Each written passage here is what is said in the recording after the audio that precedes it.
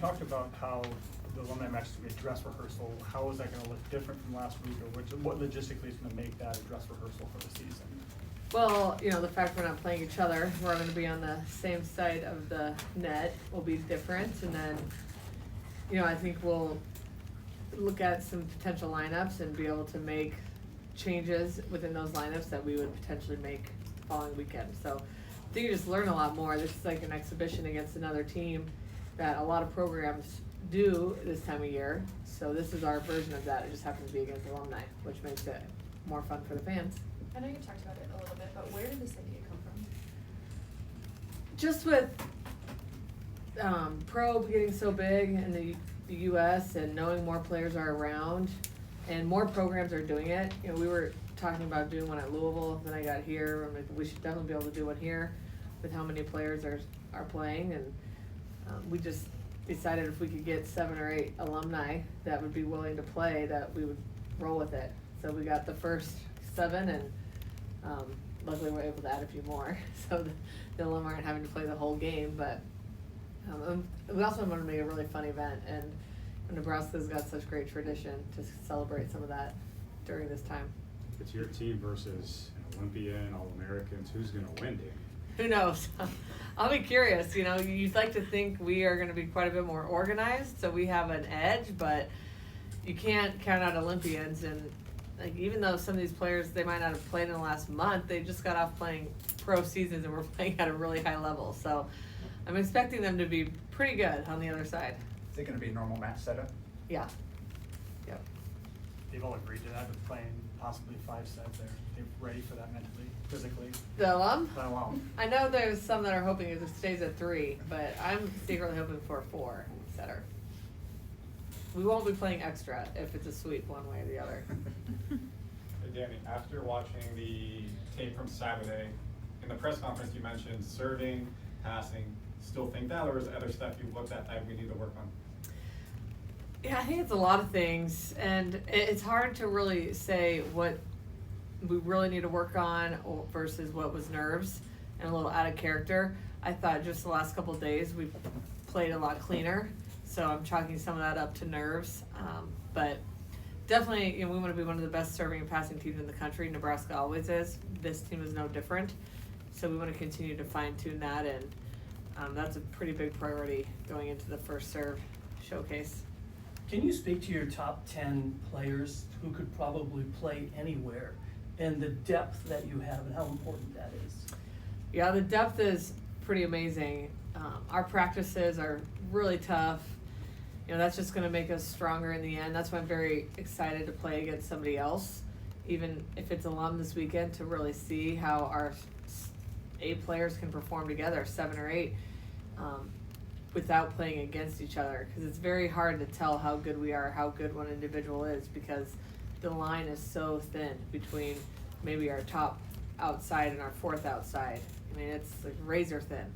So against somebody else, we'll get to use that depth, get creative with our lineups, and I think that's just so important when you're talking about the longevity of a season and being our best in December. Wear and tear, team morale, all that's really important to have a deep team.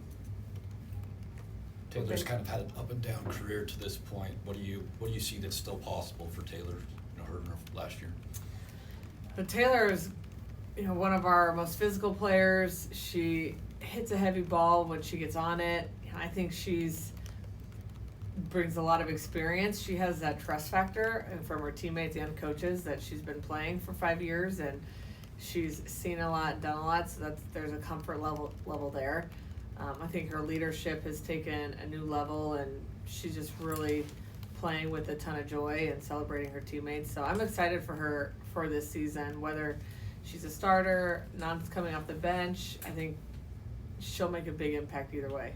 She had a good amount of blocks in that scrimmage. What did you just like from that after watching the film on that? Yeah, I think that's experience. Blocking is one of the hardest things to translate from the high school club game to the college game, and it usually takes players quite a while to get caught up with blocking. And so I'm not surprised that she had the most blocks and looked so comfortable there, because she is going on her 6th year. But She blocks us a lot in practice too, so it's pretty much the same thing I've seen for the last week. Speaking of blocking, I mean, it wasn't an official block, but Bergen had that stuff where she was Yeah. in the back row and she just stood there. I mean, what does that tell you about her game awareness and her ability to make plays when she seems to be limited?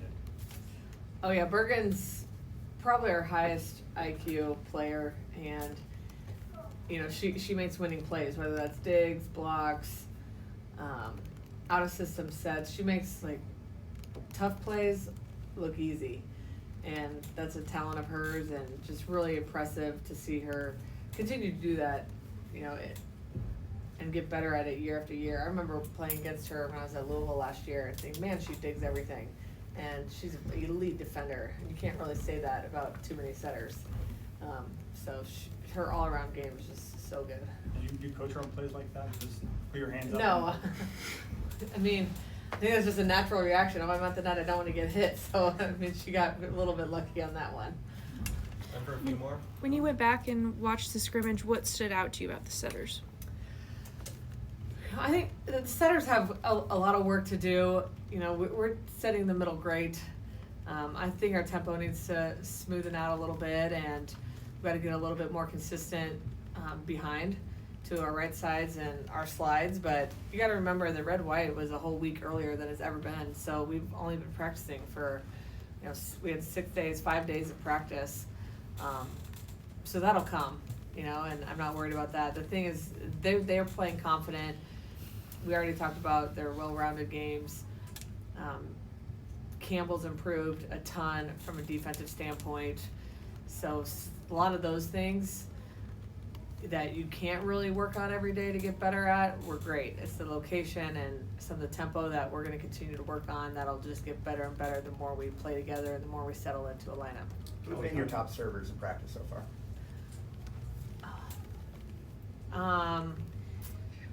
Well, we haven't. Well, that's a tough question. So we don't stat every serve in practice, but I would say probably Laney and Virginia have been 2 of our top servers. Are there any other potential additions to the alumni roster that have not been announced yet? No, not that I'm aware of. So unless somebody's going to surprise me. Hey, Kelly's with you every day. Does she still play? She doesn't really play much. I know she's been staying after practice a little bit to get reps, but she'll play a little bit here and there, but not to the level that she'll have to play on Saturday.